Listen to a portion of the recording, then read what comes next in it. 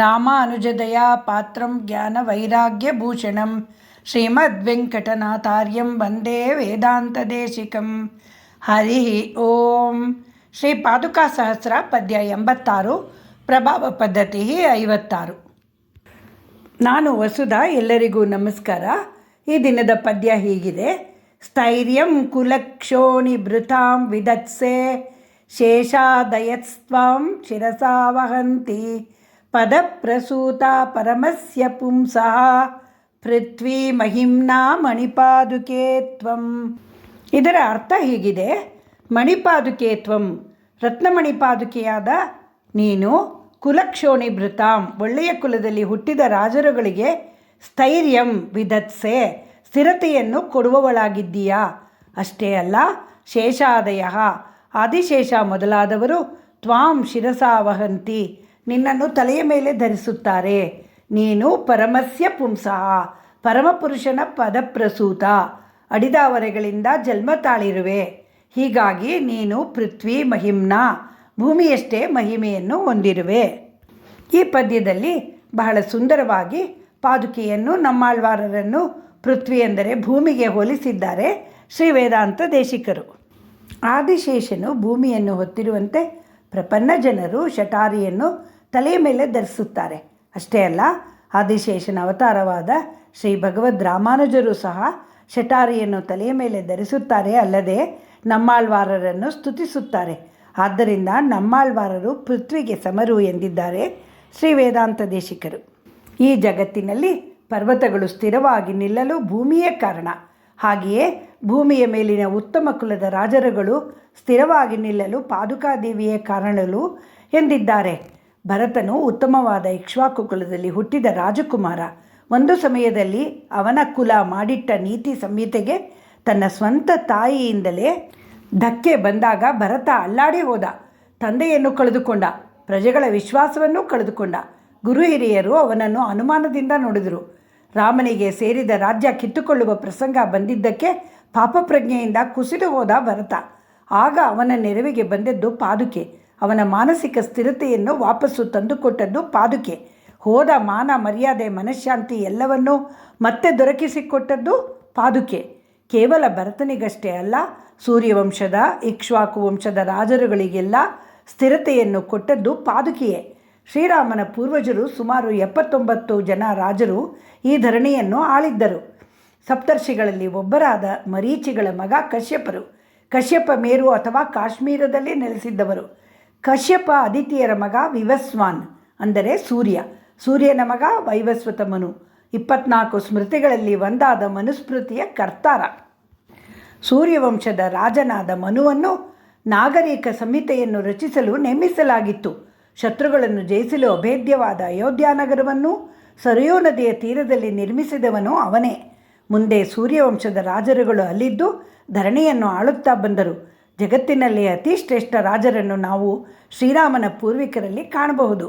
ಸೂರ್ಯ, ಮನು, ಇಕ್ಷ್ವಾಕು, ಮಾಂಧಾತ, ಮುಚುಕುಂದ, ಅಂಬರೀಷ, ಬಾಹುಬಲಿ, ಹರಿಶ್ಚಂದ್ರ, ಸಗರ, ದಿಲೀಪ, ಭಗೀರಥ, ರಘು, ದಶರಥ, ಶ್ರೀರಾಮ, ಹೀಗೆ ಒಬ್ಬರಿಗಿಂತ ಒಬ್ಬರು ಜಗತ್ತಿನ ಅತಿ ಶ್ರೇಷ್ಠ ರಾಜರಾಗಿದ್ದರು.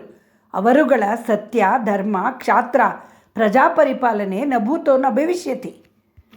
ಅವರ ಕುಲದೈವ ಶ್ರೀರಂಗನಾಥ ಸ್ವಾಮಿ. ಅವರುಗಳು ಪ್ರತಿದಿನ ಶ್ರೀರಂಗನಾಥ ಸ್ವಾಮಿಯ ಚರಣಾರವಿಂದವನ್ನು ಪೂಜಿಸುತ್ತಿದ್ದರು. ಅಂದಿನ ಯುಗದಲ್ಲಿ ರಾಜಪರಂಪರೆಯ ಜೊತೆ ಡೆಮಾಕ್ರಸಿಯು ಪ್ರಜಾರಾಜ್ಯವೂ ಹೆಣೆದುಕೊಂಡಿದ್ದ ಕಾಲ.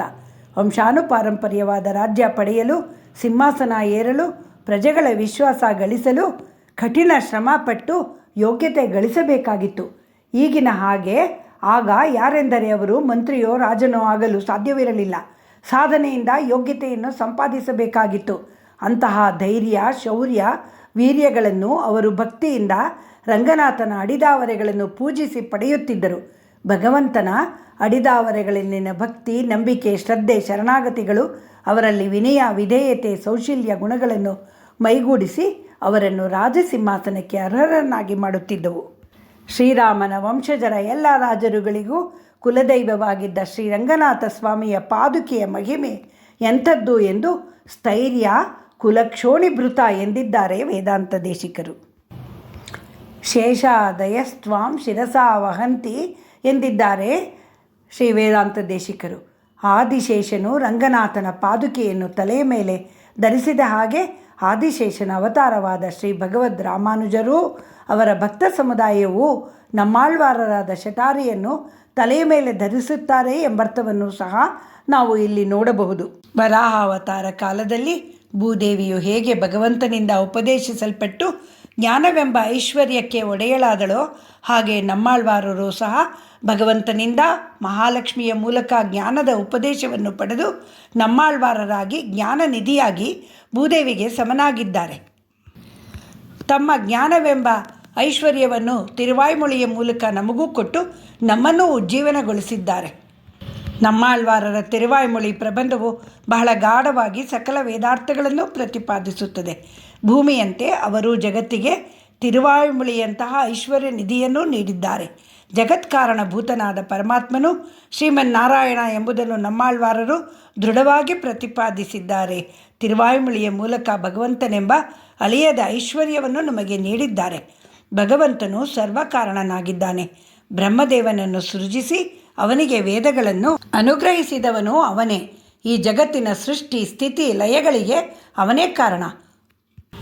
ಒನ್றும் தேவும் உலகும் உயிரும் ಮತ್ತು ಯಾದುವಿಲ್ಲವೆன்று ನಾನ್ಮೋಹನ್ ತನ್ನೋಡು ತೇವರ್ ಉಲಹೋಡು ಉಯಿರ್ಪಡೆಯುತ್ತಾನ್ ಎಂದು ಹೇಳಿದ್ದಾರೆ. ಅಂದರೆ ದೇವತೆಗಳು, ಲೋಕಗಳು, ಪ್ರಾಣಿಗಳು, ಇನ್ನೂ ಉಂಟಾದ ವಸ್ತುಗಳು ಇವು ಯಾವುವೂ ಇಲ್ಲದ ಸೃಷ್ಟಿಯ ಮೊದಲಿನ ಕಾಲದಲ್ಲಿ ಚತುರ್ಮುಖನೊಡನೆ ದೇವತೆಗಳನ್ನು, ಲೋಕಗಳನ್ನು, ಸಕಲ ಪ್ರಾಣಿಗಳನ್ನು ಸೃಷ್ಟಿಗೂ ಕಾರಣಭೂತನಾದವನು ಉಪಕಾರಕನೂ ಆದ ಶ್ರೀಮನ್ನಾರಾಯಣನೇ ಎಂದಿದ್ದಾರೆ. ಇಂತಹ ಭಗವಂತನನ್ನು ಪಡೆಯಲು ಭಗವಂತನ ನಾಮಸ್ಮರಣೆ, ಶ್ರವಣ, ಕೀರ್ತನೆ, ವಂದನೆ, ಅವನಲ್ಲಿ ಆತ್ಮನಿವೇದನೆ ಇವೇ ಬೇಕು ಎಂದು ನಮಗೆ ತಿಳಿಸಿಕೊಟ್ಟಿದ್ದಾರೆ. ಕೇಡುಂ ಇಡರಾಯವೆಲ್ಲಾಂ ಕೇಶವನೆನ್ನ ನಾಳುಂ ದಿನದಿನ ಕೇಶವ ಎಂದರೆ ಅವನನ್ನು ತಲುಪುವ ಎಲ್ಲ ಪ್ರತಿಬಂಧಕಗಳು ತನ್ನಿಂದ ತಾನೇ ನಾಶವಾಗುತ್ತವೆ ಎಂದಿದ್ದಾರೆ. ಕಾಲೈ ಮಾಲೈ ಕಮಲಮಲ ನೀರಿಟ್ಟು ಎಂದು ಬೆಳಗ್ಗೆ ಸಂಜೆ ದಿನದಿನವೂ ಅವನನ್ನು ಹೂಗಳಿಂದ ಅರ್ಚಿಸಿ ನಿಮ್ಮ ದುಃಖಗಳನ್ನು ಹೋಗಲಾಡಿಸಿಕೊಳ್ಳಿ ಎಂದಿದ್ದಾರೆ. ನನ್ನಿನಂ ನಾರಾಯಣನೈ ನಾಮಂಗಳ್ ಚೊಲ್ಲಿ ವಾಡಾ ಮಲರ್ಕೊಂಡು ಪಾಡಿ ರಮನ್ ನಾಮಂ ಎಂದು ಅವನ ದಿವ್ಯ ನಾಮಗಳನ್ನು ಸ್ತುತಿಸಿ ಹೆಚ್ಚಿನ ಪ್ರಯತ್ನವೇನೂ ಬೇಕಾಗಿಲ್ಲ. ಅವನಲ್ಲಿ ಶರಣಾಗತಿ ಮಾಡಿ ಅವನಲ್ಲಿ ನಮ್ಮನ್ನು, ನಮ್ಮ ರಕ್ಷಣೆಯ ಭಾರವನ್ನು, ರಕ್ಷಣೆಯ ಫಲವನ್ನೂ ಅರ್ಪಿಸಿ ಎಂದಿದ್ದಾರೆ. ಮೊದಲು ಆಚಾರ್ಯರುಗಳನ್ನು ಆಶ್ರಯಿಸಿ ಅವರ ಮೂಲಕ ಭಗವಂತನಲ್ಲಿ ಆಶ್ರಯ ಬೇಡಬೇಕೆಂದು ಹೇಳಿಕೊಟ್ಟಿದ್ದಾರೆ. ವೇದಂ ವಲ್ಲಾರ್ಹಳೆ ಕೊಂಡು ವಿಣ್ಣೋರ್ ಪೆರುಮಾನ್ ತಿರುಪ್ಪಾದಂ ಪಣಿಂದು ಎಂದು ಹೇಳಿ ನಮಗೆ ಬೇರೆ ರಕ್ಷಣೆ ಇಲ್ಲ. ಅನನ್ಯಗತಿಕನಾದ ನಾನು ನಿನ್ನ ಪಾದದಡಿಯನ್ನು ಆಶ್ರಯಿಸಿದ್ದೇನೆ.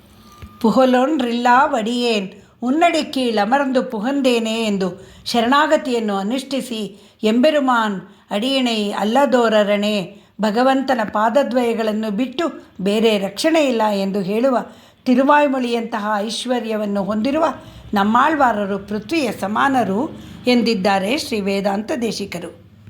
ಹೀಗೆ ನಮ್ಮಾಳ್ವಾರರು, ಆಳ್ವಾರುಗಳು, ಪಾದುಕಾದೇವಿಯು ಭೂಮಿ ತಾಯಿಯಂತೆಯೇ ಮಹಿಮೆಯುಳ್ಳವರು ಎಂದು ಶ್ರೀ ವೇದಾಂತ ದೇಶಿಕರು ಈ ಪದ್ಯದಲ್ಲಿ ಪ್ರಸ್ತುತಪಡಿಸಿದ್ದಾರೆ. ಶ್ರೀ ರಂಗಮಣಿ ಪಾದುಕಾಭ್ಯಾಂ ನಮಃ. ಶ್ರೀ ನಿಗಮಾಂತ ಮಹಾದೇಶಿಕಾಯ ನಮಃ.